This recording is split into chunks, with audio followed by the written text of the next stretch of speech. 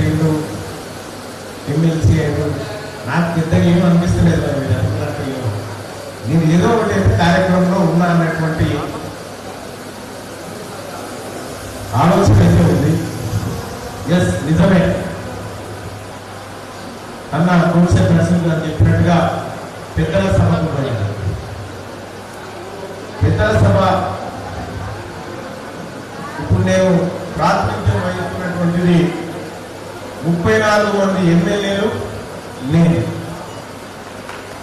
అంటే దాదాపుగా ఒక 33% తెలంగాణ రాష్ట్రానికి నేను ఇప్పుడు పట్టభద్రుల ఎమ్మెల్సీ వాళ్ళ నాయకుడు. దాదాపు ఒక 12 జిల్లాలకు నేను ప్రతినిధిగా ఉండాల్సి వస్తూ ఉంది.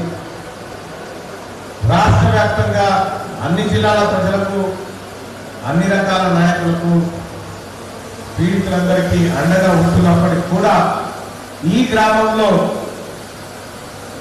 మీ అందరి సమక్షంలో నేను నిలబడి మాట్లాడడాన్ని మించిన సన్మానం ఇంకొకటి నాకున్నది నా జీవితంలో.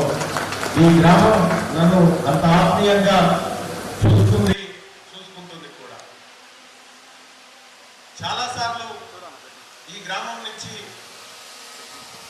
మన గ్రామం నుంచి, ఎందుకంటే నేను పరిధి పెరిగింది కాబట్టి, సరే ఈ ఊరికి వస్తే నేను మీ తమ్ముడినే, మీ సోదరుణ్ణే, అన్న, వదిన, బావ అనుకుంటూ తిరిగినటువంటి వాళ్ళే. కాబట్టి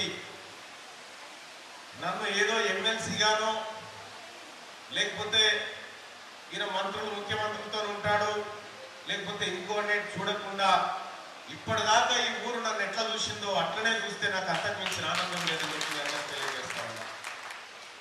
ఈ లేని